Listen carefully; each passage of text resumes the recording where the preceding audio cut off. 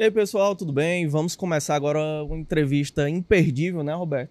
Com o deputado federal José Guimarães, líder do governo Lula lá na Câmara dos Deputados, quadro histórico do PT, conseguiu uma vitória também histórica, né, na Câmara dos Deputados. Queria que a gente falasse um pouquinho sobre isso também. Vou passar a palavra aqui para o Roberto e a gente já começa. A gente não precisa exaltar o papel do deputado Zé Guimarães no Congresso Nacional e aqui no Ceará, né? Uma pessoa que trabalha pelo Estado, trabalha pelo Brasil e essa articulação que o deputado Guimarães tem feito há mais de um ano para aprovar o projeto da isenção do imposto de renda para quem ganha até R$ 5.000, passou por momentos difíceis, a partir do endurecimento por parte da extrema-direita e por também a extrema-direita e o próprio Centrão não quererem, de certa forma, aprovar um capítulo da proposta que seria taxar os super ricos. Aí, deputado Guimarães, eu faria a primeira pergunta para o senhor nessa nossa conversa, que vai ser um pouco longa, sobre a articulação que definiu a aprovação da isenção do imposto de renda para quem ganha até 5 mil.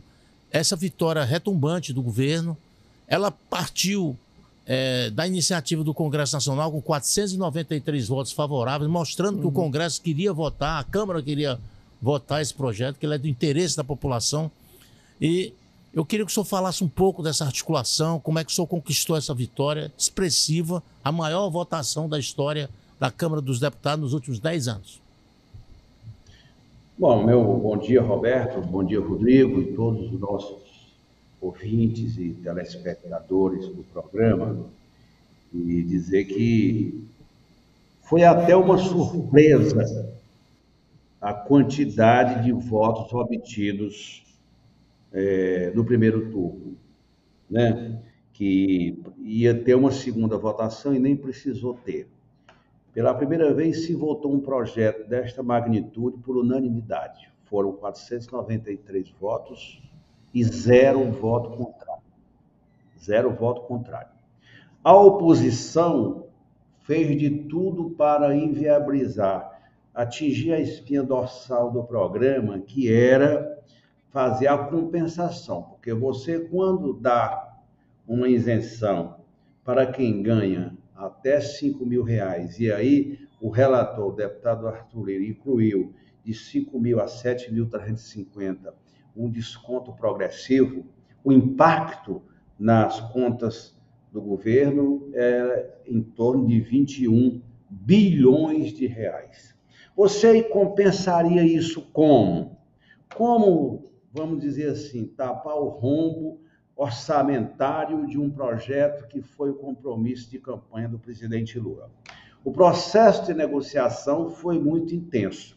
Teve momentos, Roberto, que eu mesmo achava que o projeto podia ir para o brejo, porque a oposição não queria aceitar votar, ia entrar num processo de obstrução por conta da pauta mais pública, que é a questão da anistia, você sabe do impacto que está tendo no funcionamento das duas casas. E ontem mesmo, pela manhã, o projeto estava correndo risco. Não o projeto, mas tinha um destaque lá que, se fosse aprovado, tiraria essa folga fiscal do governo para fazer frente a uma despesa de 2026 da ordem de 21 bilhões de reais. Em primeiro lugar, essa proposta tramitou durante um ano, iniciativa do governo do presidente Lula. Segundo, foi um compromisso de campanha. Todo mundo sabe, o país elegeu Lula sabendo que iria fazer a isenção do imposto de renda para quem ganha até R$ 5.000. Aliás, essa isenção, é bom que se diga, não teve reajuste da tabela do imposto de renda durante os governos Temer, né? Tanto do segundo mandato da Dilma como do governo Temer, 100%, e no governo Bolsonaro, de um centavo. Todo mundo reclama que a tabela do imposto de renda, o leão, abocanha recursos que são impactantes na vida das pessoas. Imagina a pessoa que ganha R$ 4.000 descontar 27,5% do imposto de renda. E agora vai ser isento quem ganha R$ 5.000, enfim. Então, foi feito de tudo para inviabilizar essa conquista histórica do programa eleito na última eleição e, ao mesmo tempo, no processo de articulação. Terceiro, tinha que negociar com a Fazenda, muito, porque toda vida que se vota um projeto que tem impacto fiscal, Roberto, vem a discussão. Mas vai desequilibrar as contas públicas. O certo é que foi a eficiência no trabalho de articulação política do nosso governo, do presidente Lula, dos ministérios, da liderança do governo, da ministra Gleice e do Ministério da Fazenda, que deu cobertura política para essa magnífica vitória que nós alcançamos ontem à noite. É claro que o papel do relator, o deputado Arthur Lira, foi fundamental, porque a negociação passa muito pelo relator.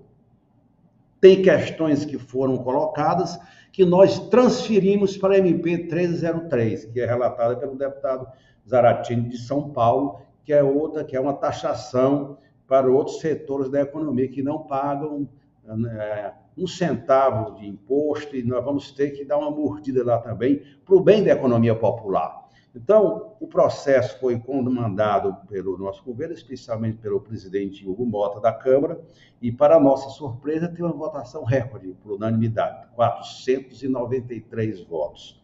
Talvez esse projeto, as pessoas tenham dimensão dele, o Roberto, o Rodrigo e o nosso ouvinte, foi a principal matéria do governo de 2025. Essa decisão da Câmara vai para o Senado agora e depois para a sanção presidencial. Nós queremos que o Senado vote já na próxima semana, para o presidente sancionar essa lei, que ela tem uma relevância muito grande para o Brasil. Todo mundo sabe o impacto. Deputado, se me permite, a minha pergunta vai justamente nesse ponto também, porque houve uma pressão, uma certa pressão do Senado Federal, porque, como mesmo o senhor frisou, né, esse debate ficou muito tempo travado na Câmara. Né, e aí houve uma dificuldade também nesse travamento dessa pauta, e o Senado foi lá, a CAI operou lá, aprovou um texto em caráter terminativo já, né, com o Renan liderando esse processo. Como é que vai ser esse debate a partir de agora lá no Senado também? Não, a ideia é que o Senado, como tem caráter terminativo na CAI, ser votado na próxima semana, porque tem prazo. É importante o prazo do período da noventena para fazer valer 2026, nós precisamos votar agora nos primeiros 15 dias de outubro, para não ter problema do ponto de vista do impacto nas contas em 2026. É um projeto que precisa da noventena para poder valer em 2026. Mas acho que há um consenso. Como teve grande impacto a quantidade de votos e na votação da Câmara, eu acho que a tendência é o Senado não fazer qualquer modificação para a matéria não voltar à Câmara. Não fazendo nenhuma modificação, evidentemente que o governo vai sancioná-lo completamente. Devo registrar, Roberto e Rodrigo, que essa articulação, evidentemente que é uma vitória nossa do governo, mas os agentes políticos da Câmara ajudaram muito. Eu quero destacar, o presidente da Câmara ajudou muito ontem para convencer a oposição a não fazer obstrução. O relator da matéria, porque quando você vai votar uma matéria impactante dessa, aparece todo tipo de voz do além. Eu chamo as vozes do além, ficam fazendo, não vai votar, vai ter um destaque da oposição que vai desconfigurar o projeto, e por aí vai. Foi o dia ontem de muita tensão, porque havia sim a ameaça de uma obstrução severa. Se tivesse uma obstrução severa num projeto dessa magnitude, ia deixar para hoje, e aí para dar coro de novo, enfim. O certo é que foi feita uma boa negociação, que não custou, muito pelo contrário. O governo está fazendo justiça social e justiça tributária, está isentando quem ganha até 5, você que está me ouvindo, quem ganha até R$5 mil vai ter 100% de isenção do imposto de renda. Não vai pagar mais um centavo. E todo mundo sabe, vai atingir os 50, a previsão inicial é que vai atingir o miolo do projeto 50 milhões de brasileiros. 2, a matéria tem fonte de receita, que é a taxação dos super ricos, né? Isso é muito importante, porque todo mundo fala que o leão, o imposto de renda é muito alto, mas todo mundo também, não é todo mundo que nós não concordamos com isso, quando vai se discutir a matéria, tem uma proteção invisível dos super ricos. E nós atuamos bem, o governo soube fazer a sua parte, o Congresso igualmente, e vamos para o Senado agora votá-la, essa matéria, na próxima semana e depois a sanção presidencial. Eu diria, Roberto e Rodrigo, os nossos ouvintes, foi a principal matéria em 2026. Eu até disse ontem que o governo, nós precisamos agora nos dedicarmos ao orçamento 2026, estabelecer as prioridades, zerar o déficit, cobrir a ameaça que tinha de um déficit de mais de 20 bilhões de reais, garantir a execução dos programas, não cortar recursos das áreas estratégicas para o governo, como educação, saúde, segurança alimentar, segurança pública, e começarmos 2006 com o pé bem firme, porque todas as iniciativas do governo, Roberto, indicam que nós vamos ter o governo muito bem posicionado na reeleição em 2026. Eu estou muito otimista. Tem uma virada de chave. O governo soube operar, mesmo o tarifaço do Trump dos Estados Unidos não dificultou, porque o BNDES está ajudando as empresas e o fato é que o governo está com iniciativa política e pela primeira vez a oposição votou conosco 493 votos. Isso não é pouca coisa que aconteceu na Câmara. O deputado, o senhor falou a pauta para 2026, que é o orçamento, né? Que o senhor disse que tem que priorizar agora, mas tem uma pauta aí que é uma pauta também dos brasileiros, que é essa questão da segurança pública, a PEC, né? E há uma intenção da extrema-direita, da oposição, de sempre tornar relevante o papel das facções criminosas no Brasil. Um assunto que a sociedade até rejeita, reprova, não tem interesse nesse debate. Pelo contrário, tem interesse que o governo, através dos estados e a própria Força Nacional, o Ministério da Justiça, resolvam esse problema com esse povo aí de organizações criminosas. O senhor não citou aí como uma prioridade para esse ano a PEC da segurança. Ela já foi deixada de lado ou ainda vai ser um trabalho da liderança do governo para tentar aprovar essa PEC que vai partir para cima das organizações criminosas? Olha, primeiro, Roberto, que essa PEC ela é fundamental, porque ela muda a Constituição Federal, redefinindo o papel dos entes federados na articulação das políticas de segurança pública. Todo o país quer, porém, os governadores pedem dinheiro para desenvolver suas políticas de segurança pública, mas não querem compartilhar as responsabilidades, o planejamento e o combate às facções. O que aconteceu recentemente no Ceará, o episódio de Sobral, é mais um alerta da gravidade da situação. Eu ainda ia citar, mas PEC da segurança que está tramitando na comissão especial é também prioridade. Eu diria que nós temos algumas prioridades em 2025 ainda. Uma delas é a PEC da segurança. Nós vamos fazer um esforço para votá-la na Câmara agora em outubro.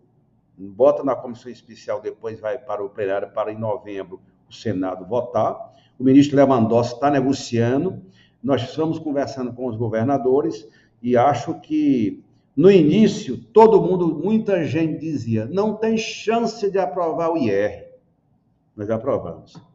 Quando nós começamos a discutir a reforma tributária, que foi concluída anteontem no Senado, a segunda etapa, a reforma da renda, todo mundo, não é todo mundo, mas a oposição dizia, e muitos setores da imprensa, não tem chance de aprovar uma reforma tributária no Brasil que tem um sistema tributário feroz e injusto, que só quem paga são os mais pobres.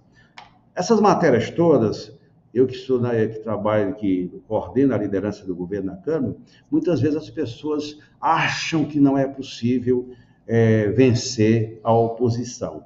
Nós vencemos até agora todas, no que é fundamental para o país. E essa votação de ontem, assim como a PEC da segurança, eu diria, nós temos o IR resolvido na Câmara, nós temos a PEC da segurança que está na Câmara para ser votada, e nós temos uma matéria que vai ser o principal debate, que é a definição daquilo que é prioridade do ponto de vista dos investimentos para 2026, que é o orçamento. Não é só votar burocraticamente. Como fica a questão do déficit primário?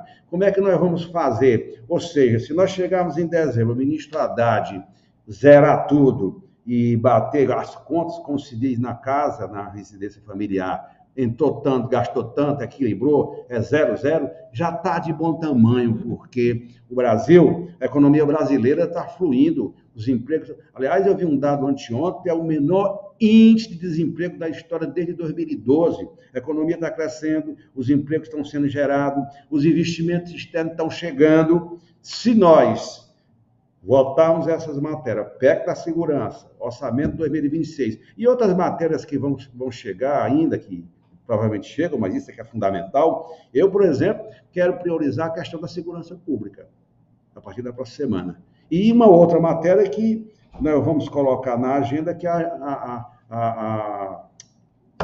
a escala 6x1. Então, você tem duas matérias com grande impacto na vida do Brasil. A PEC da segurança e agora a escala 6x1. Vencemos o imposto de renda. E depois vem o orçamento. Então, nós já estamos chegando em outubro, né? Então, em novembro termina, começo de dezembro, eu sou bem otimista quanto aos resultados que nós estamos alcançando em 2026. Deputado. Hoje o governo está bem posicionado. Se a gente fizer concluir essa agenda econômica que nós estamos fazendo, eu penso que nós vamos chegar em 2026 numa nova situação que já está completamente diferente do que tínhamos há 3 meses atrás. Deputado, em meio a essas pautas importantes que o senhor está falando, e são de fato fundamentais para o bom andamento não só do governo, mas do país como um todo, né? Eu acho que é uma pressão popular também para essas pautas mais populares e mais direcionadas ao bem-estar da população também. E aí entra nessa equação um personagem muito importante que é o presidente Hugo Motta, né? A gente que tá na análise diária aqui, é meio que um jogo de morde e assopra, né, do presidente Hugo Motta com a situação e a oposição. Minha pergunta para o senhor na avaliação do senhor como liderança importante do governo, o quanto o presidente está comprometido também com essas pautas que são de interesse do governo, mas, volto a repetir, são de interesse também da população. Bom, primeiro, Rodrigo, é que eu acho importante, ninguém constrói a governabilidade do Poder Executivo na relação com o Congresso se não tiver diálogo com o presidente da Câmara. É bom relembrar que muitas vezes eu fui criticado ano passado porque eu construí uma relação de alto nível com o presidente da casa, o Arthur Lira, e toda vida que vi um projeto polêmico, que tem divergência, lá vinha estourar, o governo está cedendo. O fato é que nós aprovamos quase 100% de tudo aquilo que o governo enviou para o Congresso Nacional. E eu construí essa relação. Portanto, é muito importante a gente ter esta compreensão do que, como deva ser a relação do governo, do Poder Executivo com o Poder Legislativo. Quando o relator foi definido o IR, o Arthur Lira, começaram as especulações, não vai aprovar, o Lira vai desidratar o projeto, e ele fez tudo combinado com o governo, é bom dizer.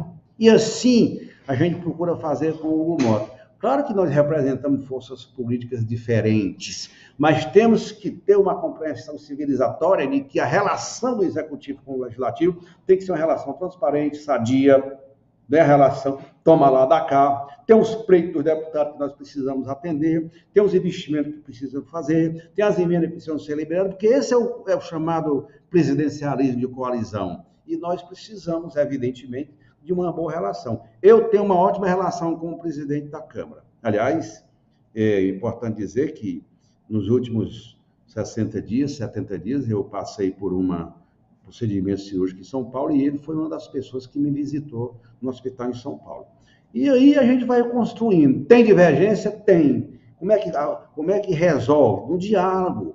Diálogo, Roberto, porque senão a gente não governa. Não é fácil. Falou em diálogo, deputado, me permita. O senhor falou em diálogo. Eu queria só fazer um recorte aí na palavra do senhor. Nós divulgamos aqui o Instituto Opinião, uma pesquisa onde temos a avaliação do presidente Lula e do governador Elmano e agora do prefeito também, do Evandro Leitão. O senhor deve ter conhecimento, os números e tudo. o presidente Lula tem 65%, o governador tem 71%, o mais bem avaliado governador dos últimos tempos. O prefeito Evandro Leitão tem 65% também de aprovação. Quer dizer, ele teve um crescimento substancial de apoio da população. E o senhor, na sua leitura, esse é o resultado de políticas públicas que estão sendo executadas no Ceará, tipo projetos importantes junto aos municípios cearenses para, de certa forma, melhorar a vida das pessoas? É o resultado, Roberto. Essas pesquisas elas indicam que é um sinal de representa o sentimento das pessoas em relação aos 3 governos. É o resultado do trabalho que estamos fazendo. O volume de investimentos, por exemplo, do governo federal no Ceará é estratosférico. Nós temos uma obra no Ceará que está centrada no corredor ferroviário do Cariri até o Pecém, passando pela minha querida cidade de Xeramobim, que vai ser um investimento de 15 bilhões de reais e nós vamos entregar essa obra até 2026, que é a Transnordestina. Está gerando 5 mil empregos diretos. Os setores econômicos das regiões estão todos esgotados do ponto de vista da sua capacidade de receber essa carga forte de investimento, que significa mais emprego, significa melhoria na rede hoteleira, no comércio, na questão dos restaurantes, tudo. Você chega numa cidade como Xeramobim, por exemplo, o Senador Pompeu ou Iguatu, não tem uma pousada que tenha vaga, porque todas estão ocupadas pelos trabalhadores, pelos dirigentes da Transnordestina. Estou citando esse exemplo. Nós lançamos lá, para dar alguns exemplos, o Hospital Universitário do Cariri, uma obra de 260 milhões de reais, a licitação já está andando. Só para se ter uma ideia. A construção dos institutos federais, a duplicação da BR-116, que já começou aqui de Pacajus em direção ao Boqueirão do Cesário. O canal do Salgueiro, aliás, o ramal do Salgueiro lá do São Francisco, para completar a transposição do São Francisco. A duplicação da BR Fortaleza-Canidé, por exemplo, que é um projeto do governador que nós estamos discutindo de que forma a bancada federal vai ajudar. Então você tem, o Minha Casa e Minha Vida está em pleno vapor. Não tem uma cidade do interior que não tenha uma moradia do Minha Casa e Minha Vida.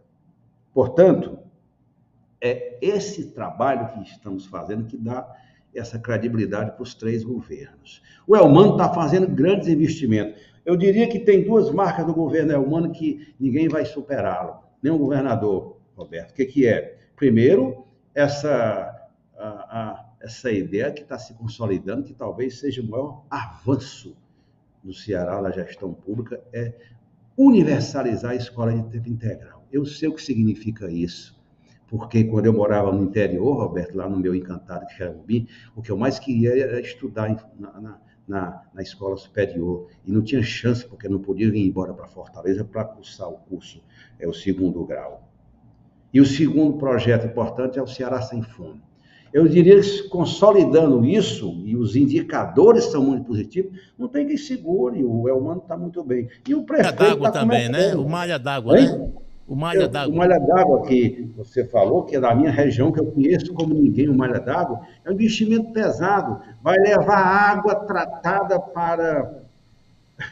Gente, vocês não têm ideia do significado disso. A água do Banabuiú, para não ter mais crise, para 39 distritos e 9 cidades do Sertão Central. Senador Pompeu, Xeramobim, Milhã, Solonópolis, Carreira, Irapuã-Pinheiro, e por aí vai. Ô, deputado, só para complementar essa minha participação, o Rodrigo quer falar com o senhor ainda sobre política. Há uma crítica da oposição em cima do PT, né? A intenção clara da oposição é desgastar o PT, mostrar que o PT é um partido que não opera, é um partido que está no governo, mas não tem resultado. Como é que o senhor administra essa questão? O senhor que percorre o Ceará, é o político que mais anda no Ceará, promove eventos, o senhor reúne o partido, junta gente, movimenta a militância. Como é que o senhor vê esse ataque diário ao PT e que isso mostra nas pesquisas que o PT tem realmente esse desgaste já por conta dessa campanha que a oposição faz? E é uma campanha muitas vezes mentirosa. Eu vou exemplificar isso.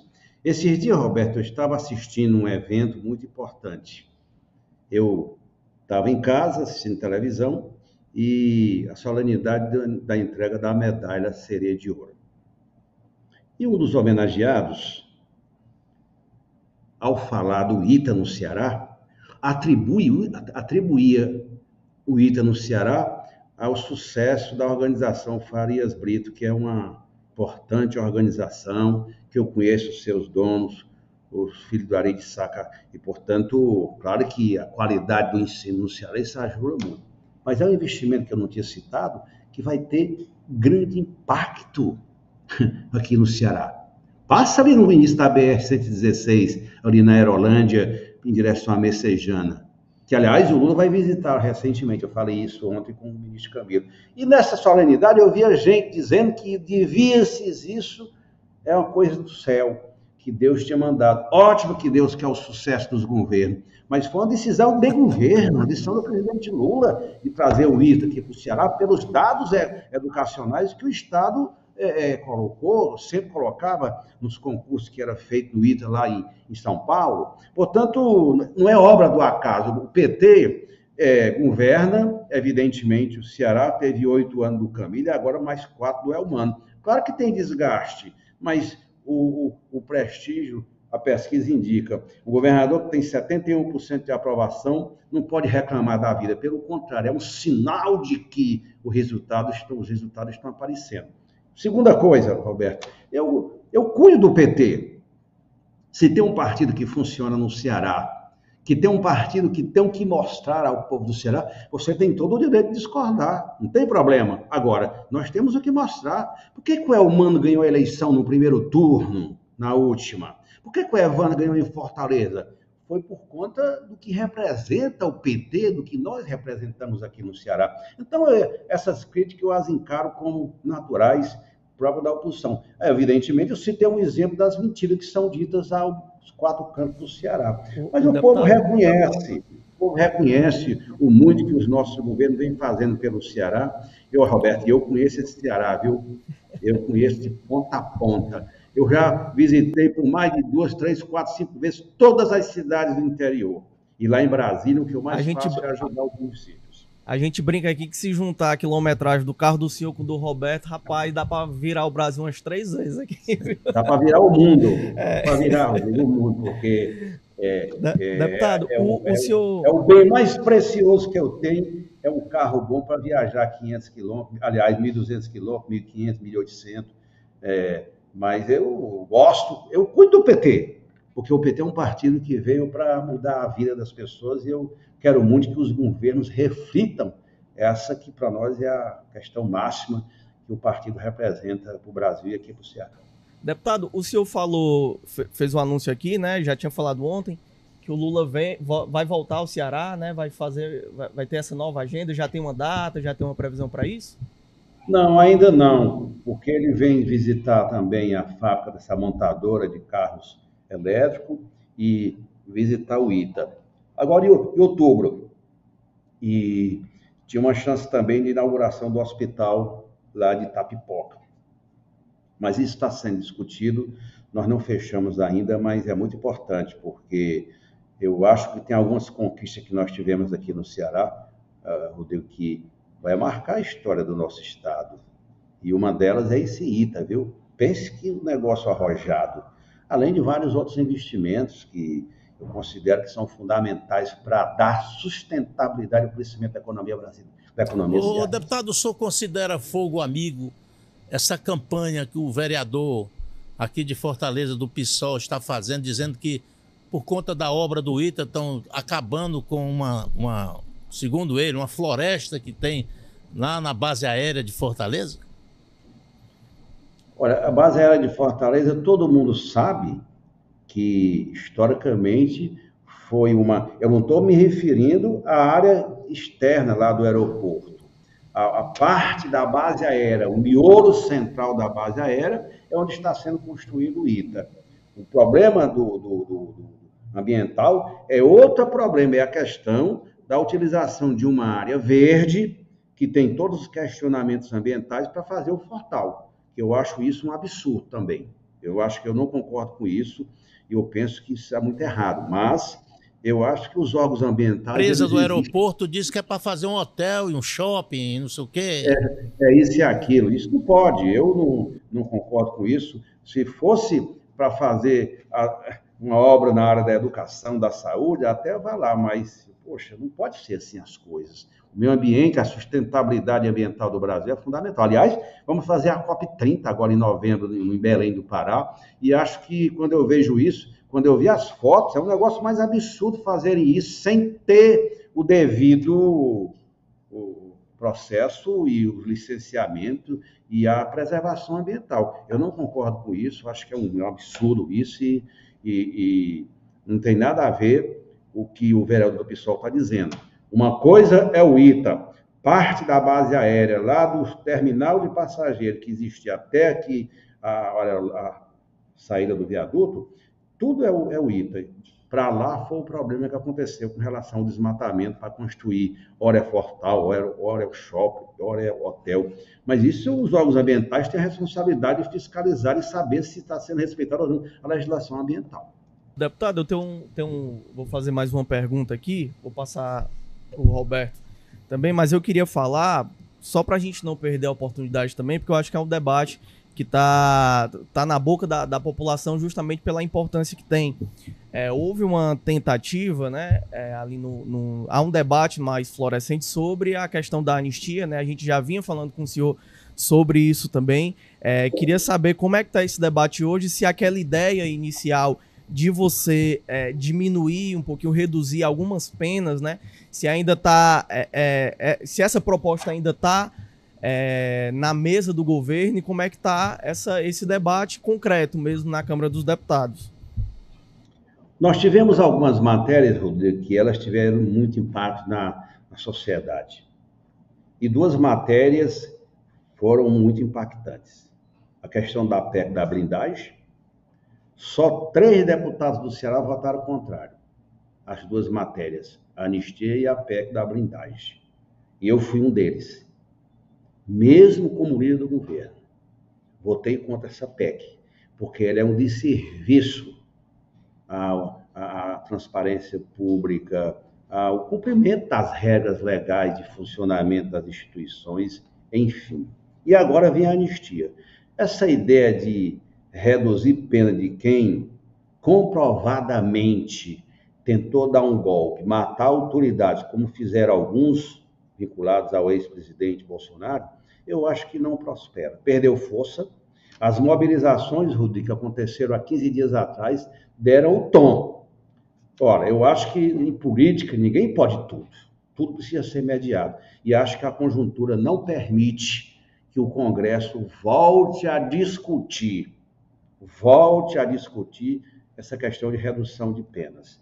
Quem tem que resolver isso é o Supremo Tribunal Federal, respeitando o devido processo legal. Aliás, dos apenados já estão praticamente, faltam só, me parece, 400 e pouco ir para casa.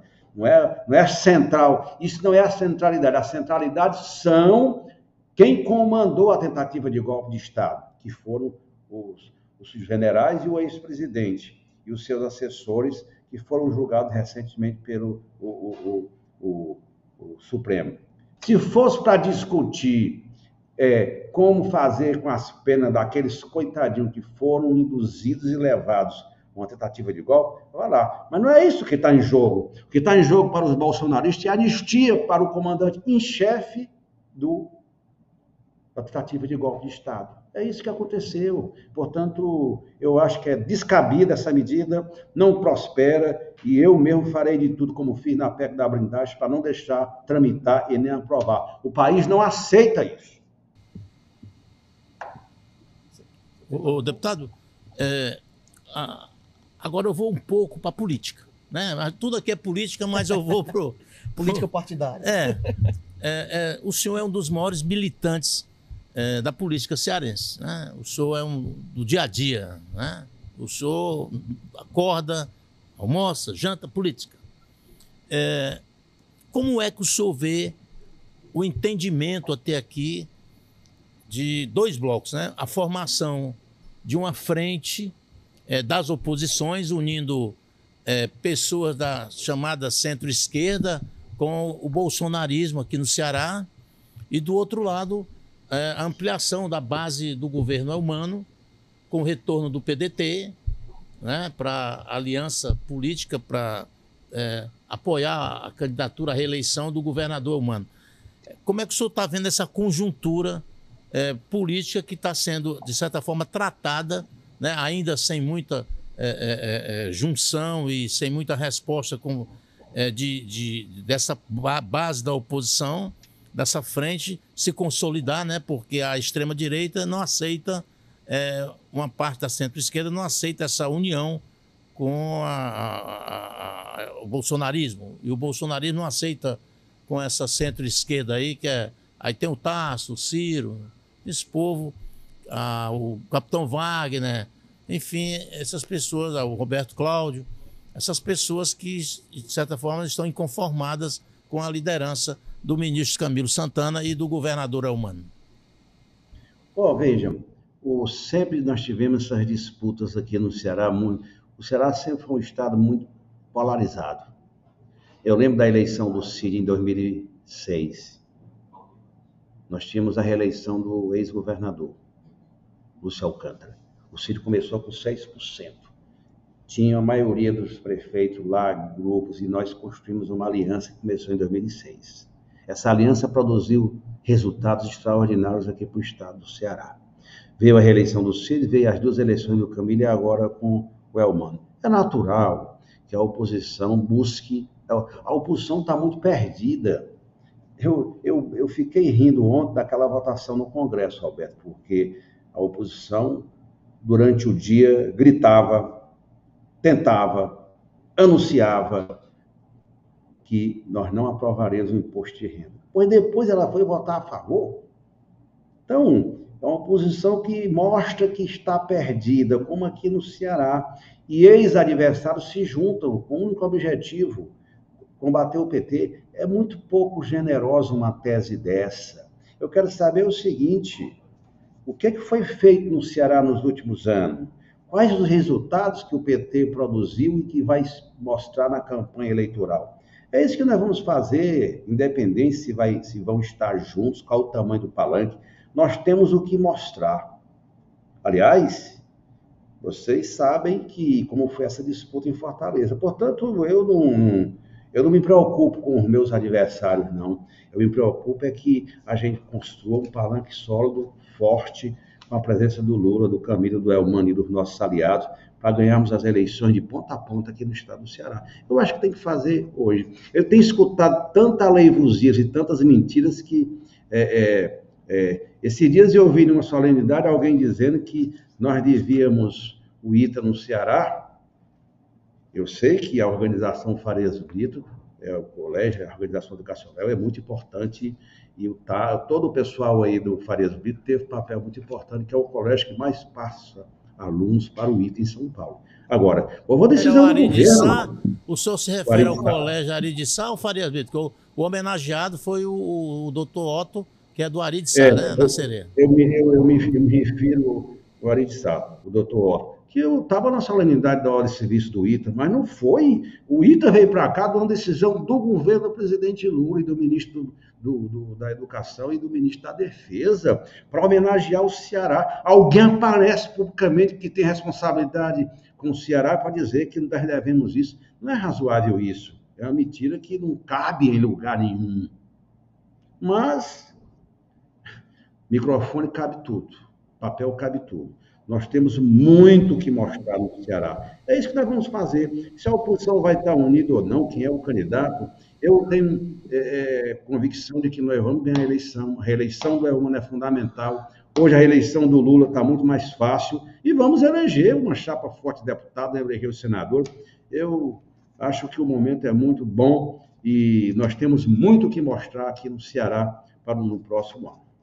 O deputado, uma pergunta rapidinho. O Roberto falou essa reaproximação com o PDT aqui no estado, e a gente sabe que, assim como a história de união, né, entre PT e PDT aqui no estado, é conhecida, o rompimento também foi falado durante pelo menos 1 ano, 2 anos, a gente ficou comentando sobre o rompimento e agora tem uma reaproximação. Foi cogitado, inclusive, nos últimos dias, a possibilidade do André Figueiredo, um quadro aqui, deputado federal cearense, né, de assumir um espaço lá no governo federal. Como é que o senhor vê essa possibilidade, essas tratativas existem, como isso pode impactar aqui no Ceará também? Olha, primeiro, Rodrigo, a gente terminando, né, porque eu já cansei demais dos nossos teleouvintes e vocês, e eu preciso ter um outro compromisso agora, mas dizer para vocês o seguinte, Rodrigo,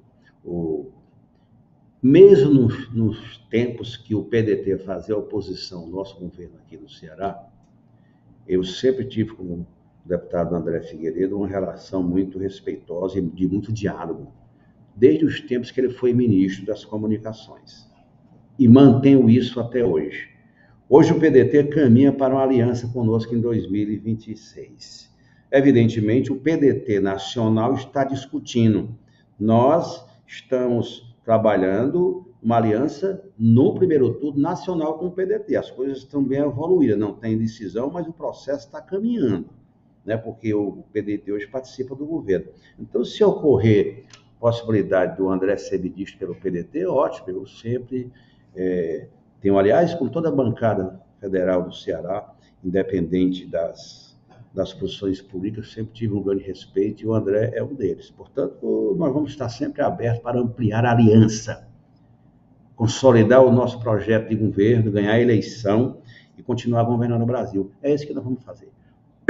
Ô deputado, aqui já quase concluindo, eu queria uma avaliação do senhor. O senhor é pré-candidato ao Senado, é bem avaliado nas pesquisas, né? E o senhor, de certa forma, é o principal nome colocado aí, juntamente com o seu colega, o deputado Júnior Humano, né?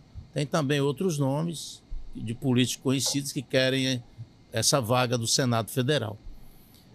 Como é que o senhor está vendo o enfrentamento, essa campanha para o Senado, que é cheia de altos e baixos, ataques pessoais, ataques a candidatos, e parece ter se tornado a campanha ao Senado, depois que o senhor anunciou a sua intenção de ser candidato, virou assim uma pauta diária da política do Ceará e, de certa forma, uma pauta que é marcada por ataques.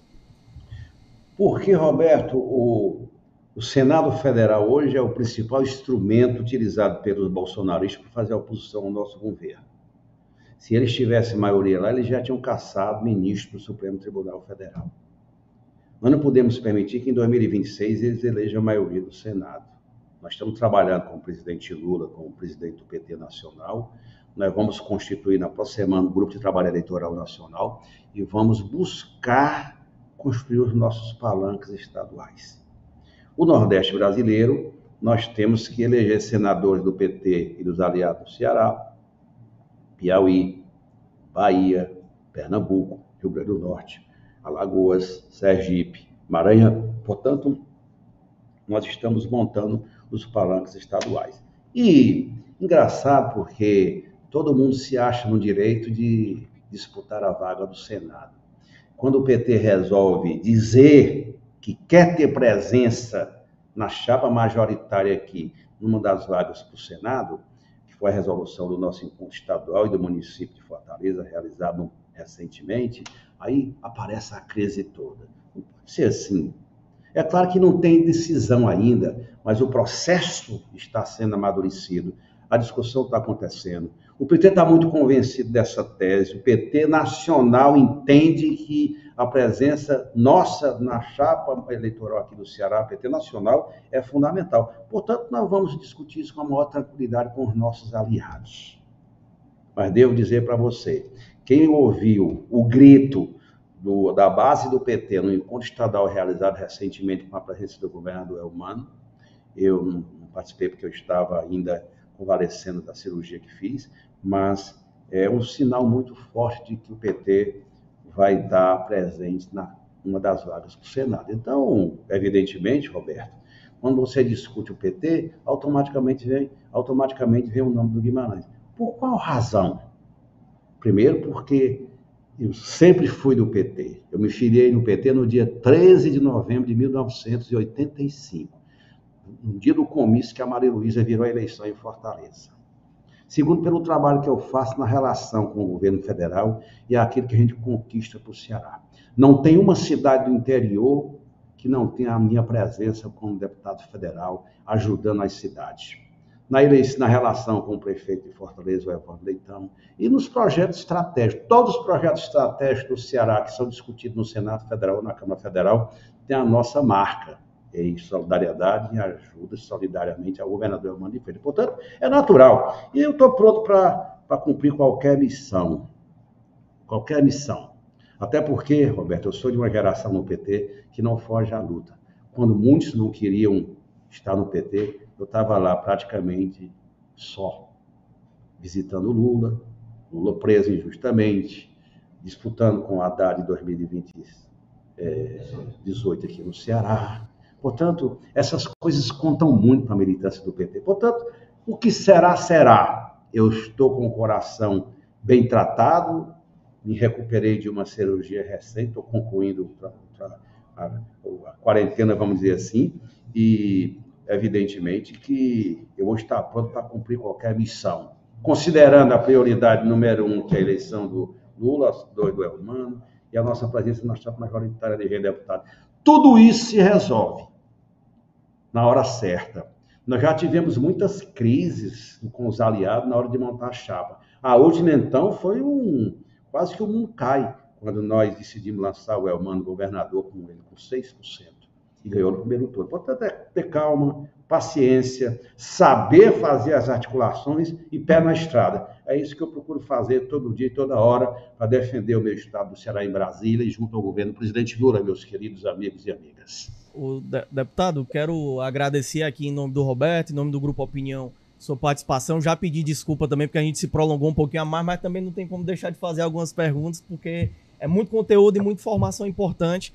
Então, quero agradecer a sua participação e já deixar o último pontozinho só para o senhor responder em 30, 40 segundos, que a gente não pode deixar de falar também sobre o que está acontecendo com a deputada federal Luiziane Lins, mas também com outros 9 brasileiros que estão numa flotilha humanitária, né, ali a caminho de Gaza. O que o senhor tem de informação, o que o governo está fazendo em relação a isso também?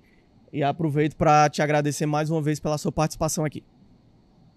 Primeiro dizer que o Itamaraty está cuidando, pela relação que tem ainda com o governo de Israel, a liberação de todos, dentre eles a deputada Luiziane, que desde ontem que eu estendi a minha solidariedade, o governador e o Itamaraty, o ministro das Relações Exteriores, está cuidando disso. A nossa expectativa é que durante o dia de hoje seja buscado, consolidada uma solução para o retorno da deputada pela Luiziane Lins, que é o nosso estado e ao Brasil. Ela está participando dessa missão, tem que ser respeitada e nós temos que estender a solidariedade e impedir que esse genocídio que acontece em Gaza possa produzir esses efeitos colaterais que só prejudicam a coexistência pacífica entre os povos. Portanto, estamos juntos com a deputada para buscar sempre a solução imediata. E por último, Rodrigo, quero agradecer a vocês. Se o senhor me permitir, deputado, se o senhor me permitir, pela primeira vez o povo americano, através de uma pesquisa, exibiu a insatisfação do país, dos Estados Unidos, apoiar Israel nesse massacre à faixa de Gaza. Então, o povo americano mudou de opinião, acha que o governo de Israel está matando as pessoas, está promovendo um genocídio e ficou agora com o pessoal da faixa de Gaza. Eu queria saber qual é a avaliação do senhor. Esse é mais um acerto do presidente Lula, que vem atacando essa forma de Israel tentar resolver esse impasse? Há um ano atrás, quando o Lula deu uma declaração de que existia um genocídio lá, patrocinado pelo Israel, com o povo palestino, a forma de intervenção que eles fazem na faixa de Gaza, quase que o mundo vai abaixo. Hoje, eu estava vendo a Assembleia Geral da ONU realizada semana passada lá em Nova York. Todos os chefes de Estado, quando falam do que está acontecendo no mundo árabe, todo chefe fala assim, o genocídio que Israel está fazendo na faixa de Gaza, patrocinando a faixa de Gaza, virou quase com unanimidade. Segundo, virou também uma unanimidade. 100 e tantos países já declararam apoio à existência do Estado palestino. E terceiro, a guerra tem que acabar, porque ela não pode continuar. É uma matança desumana que o governo de Israel faz com o povo palestino. Portanto, é o reflexo que está acontecendo nos Estados Unidos, Rodrigo e Roberto, é o reflexo de uma política externa suicida do governo Trump e que não tem condições sequer de negociar a aprovação do orçamento, como vocês estão vendo o país ameaçado de paralisia geral, porque não há um acordo mínimo, como a gente faz aqui no Brasil, para aprovar o orçamento entre os republicanos e os democratas. Portanto, é lamentável. Vejo isso como um sinal muito positivo de que o mundo democrático, o mundo que quer a paz e o diálogo como solução para os conflitos entre os povos, está se manifestando. Eu acho que eu sou muito, assim, comemoro muito a coragem que teve o presidente Lula como chefe de Estado em patrocinar o enfrentamento que ele fez com o governo americano, quando estabeleceu o tarifaço, e foi na ONU, e o próprio Trump veio depois reconhecer que os méritos do nosso governo. Isso é muito importante para o Brasil, para o Estado Democrático de Direito, para as relações do Brasil com o mundo. Portanto, eu acho que é um sinal positivo de que o mundo não aceita mais isso. Tem que pôr fim às guerras, o diálogo, a construção dos estados independentes, o respeito e a autonomia deles é fundamental, e a começar pela criação, pelo reconhecimento por parte da ONU do Estado palestino. E vamos torcer para que essa guerra produza os acordos de paz que são necessários para evitar essa matança indiscriminada que acontece lá na faixa de Gaza. Muitíssimo obrigado, meus queridos amigos. Obrigado, deputado. A gente que agradece, deputado. E mais uma vez estendo o convite aqui, quando estiver aqui pelo Ceará, pode aparecer, que a gente toma um café aqui na mesa que é melhor. Saúde, viu? Saúde. Saúde sempre. Força para vocês, coração quente e cabeça fria para enfrentar o desafio do momento. Um beijo para os nossos telespectadores. Um abraço. Obrigado. Te agradecer também pela parceria, pela audiência. Lembrando que a repercussão completa dessa conversa que a gente teve agora, você acompanha nas nossas redes sociais e no nosso portal de notícias também, para ficar por dentro de tudo, né? Nos siga nas nossas redes sociais e aqui no nosso canal do YouTube também. Até a próxima.